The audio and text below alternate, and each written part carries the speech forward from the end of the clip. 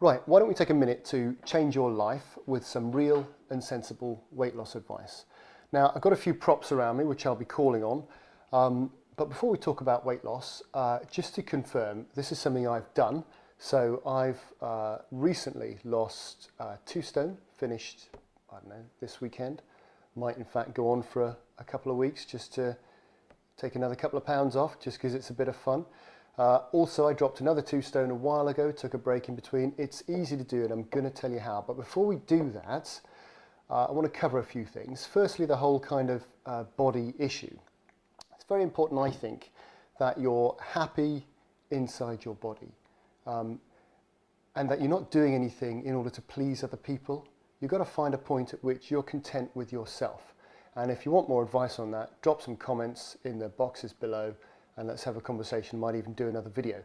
But if, like me, you want to lose weight for a practical reason, then let's get on and talk about that. I run a lot, and I was running and trying to keep up with skinny boys who weighed 4 stone less than me and were just a little bit faster than me on the park run. I found that quite annoying. Thought, well, let's stick 4 stone on your back, then let's have a race, mate. But actually, that's a bit obnoxious just because I'm fat. So I thought, yeah, let's lose some of this. And true enough, my running has improved manifold because of that. A few things we need to understand before we talk about weight loss. And I've got a few props here just to give us some ideas of stuff.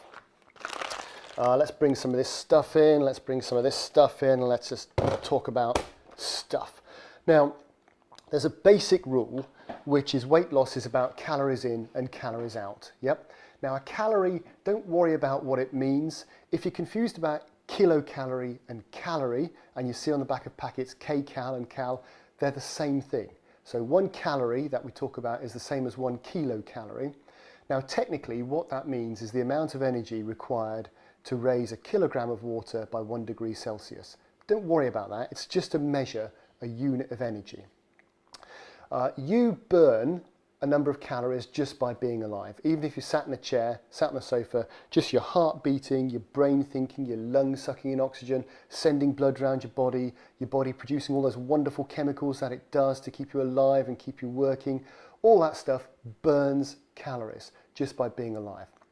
And depending on your weight and your age, I'll put some links maybe in the description. You can look up what your daily calorie intake should be just to stay alive. Mine's about 2,500 as an adult male, fairly medium, maybe higher end of medium-sized adult male, about 2,500. Typical woman might be about 1800 to 2,000, etc., etc. Different for kids. Depends whether you're in a growing phase, all that sort of stuff. But for me, I just wanted to lose some excess fat that I was carrying around. So you've got to learn about those calories. Now, if you want to build muscle, I'll do another video on building muscle. You need to increase your calories because you're building your body, you're adding to your body.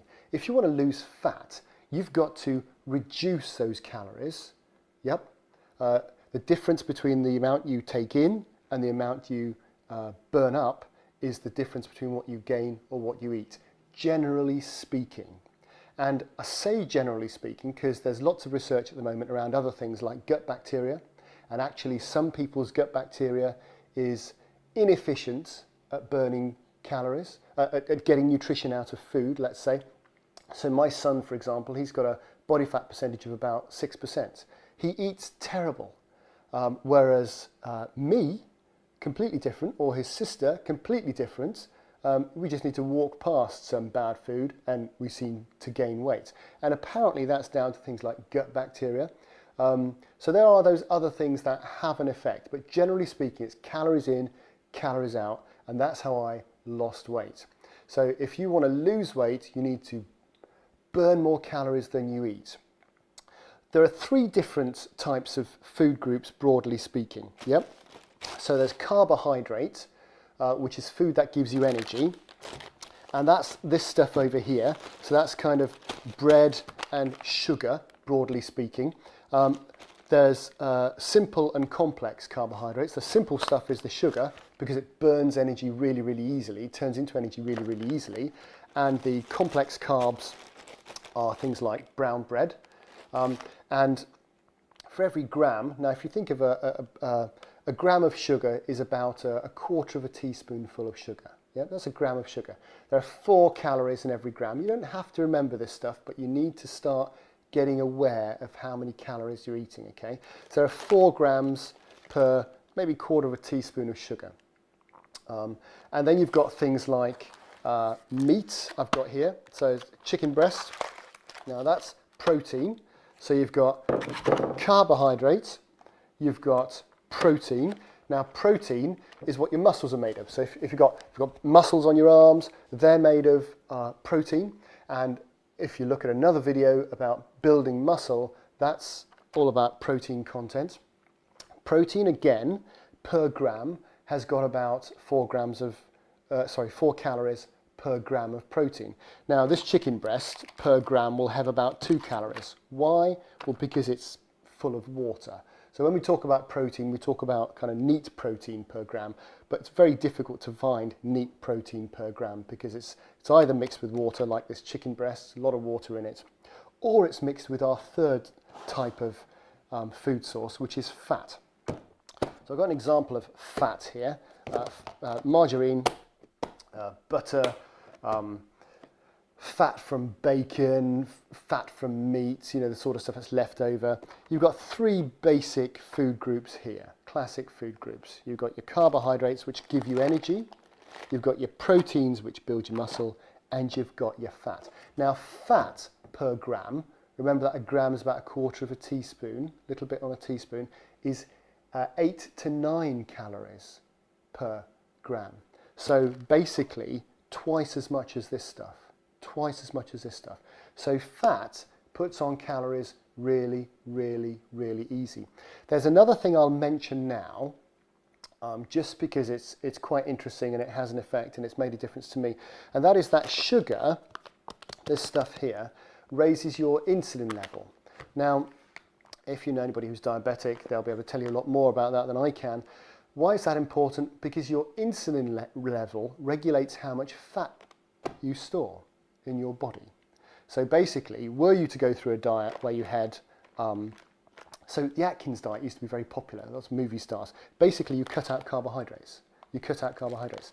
And you could eat as much of this stuff as you wanted to, because eating this regulates your insulin, which regulates how much of this gets stored in your body, okay? So the Atkins diet said, look, don't eat any of this, eat as much of this as you want, as long as you don't touch fat. And as a consequence, people lost weight while eating fat. That's possible. And I'll come back to the fact it's really important that you don't eat sugar or eat very, very little simple carbohydrates. If you have no carbs at all, you have no energy, life ain't fun, all right? So watch that.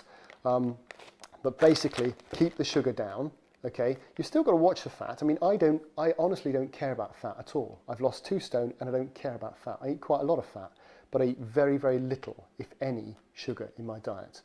And I'll go on and tell you exactly the components of how I've done that in a moment.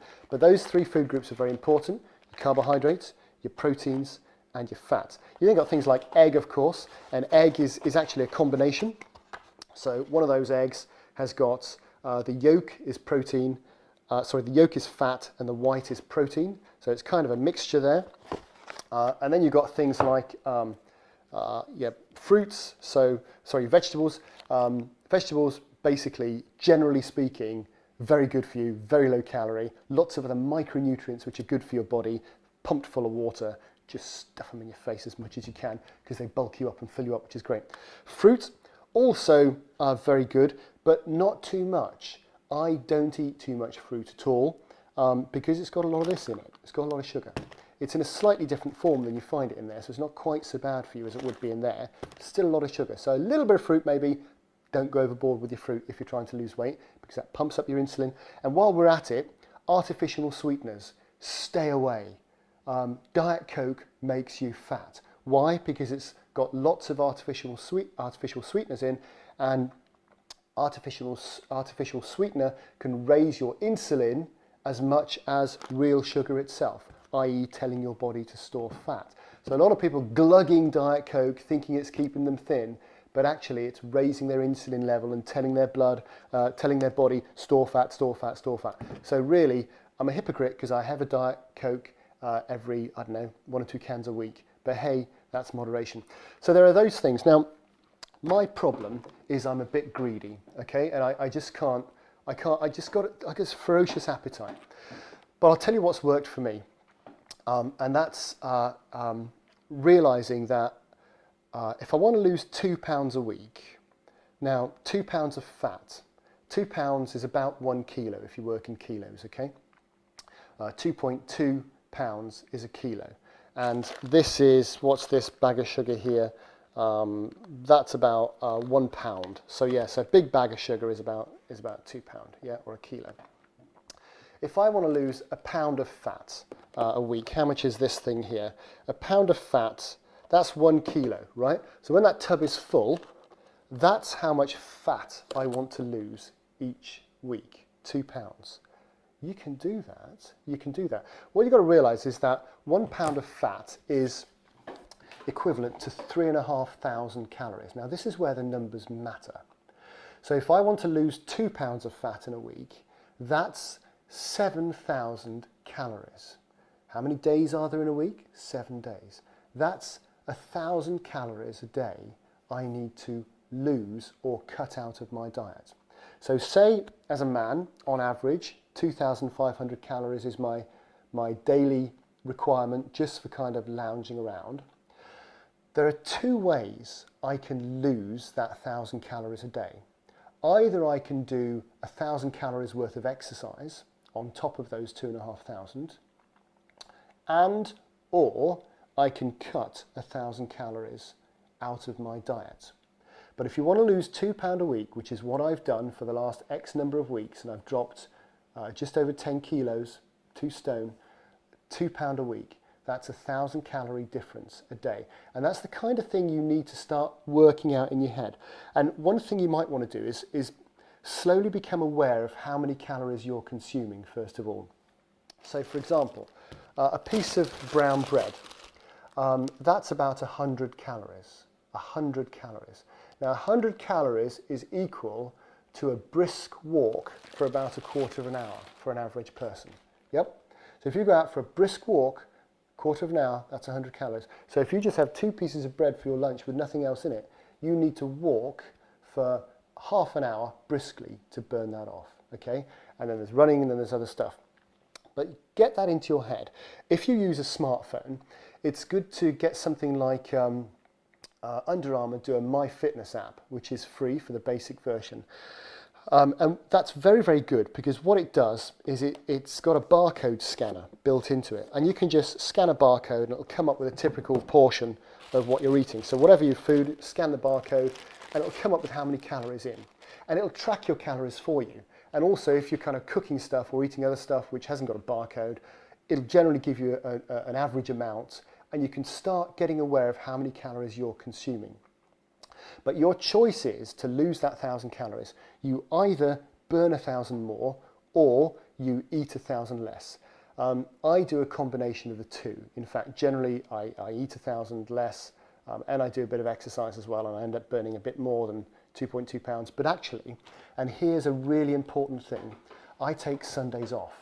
Now when I say I take Sundays off, I really mean I take Sundays off. So yesterday, for breakfast, I had pecan and nut cereal, followed by Shreddies with some sugar on, very, very naughty, followed by a bowl of muesli and a piece of toast. That was breakfast. We then went out for lunch to some family and I had a big lunch and lots of trifle for pudding. During the day I ate Doritos and all sorts of other stuff, a couple of, I'm just trying to think now, a couple of Cadbury's Ripples or whoever makes the Ripples, Galaxy Ripples, tea, can't remember what we had for tea, I don't know, but ate a load of stuff yesterday. I have that day off, amazingly, but because I kind of do the exercise and I'm cutting down during the week, it all balances out and I lose just over 2 pounds a week and it's great. But that wonderful day off stops my body from going into hibernation mode, stops it from thinking, hey, we're in starvation mode here, because on a Sunday I give it a good fill and it's great. And also means on a Monday I've got enough energy to go for a good run or do something, which is absolutely fantastic. But because I'm a greedy boy, I found one thing really, really works. And this is a top tip for you. Top tip. This is powdered protein. It's basically whey. So yeah, I don't know if you've heard of curds and whey. Incy Wincy Spider, what's the, there's some nursery rhyme, isn't it? Eating her curds and whey. When down came a spider and sat down behind and frightened Miss Muffet away. Sat on a tuffet. Old Mother Hubbard, I don't know, someone sat on a tuffet. In the description, tell me what the nursery rhyme is, because I won't be able to sleep until I think about it. But anyway, you can buy whey. I get mine from My Protein. And what I find is, two benefits of using whey. It cuts my appetite out dead, okay, which is just fantastic, because without this, I've got munchies all the time. But I take this, it cuts my appetite out, and I'll tell you how to take it in a minute. And the other big benefit of this is that it makes sure you get enough protein, so you lose fat and you don't lose muscle. As long as you're still using your muscle, you're much less likely to lose muscle, okay? So that's a good thing. We'll talk about exercise in a minute, but in terms of food, and this is very easy to make. This is about 25 grams of protein, and there we have a kind of glass of water.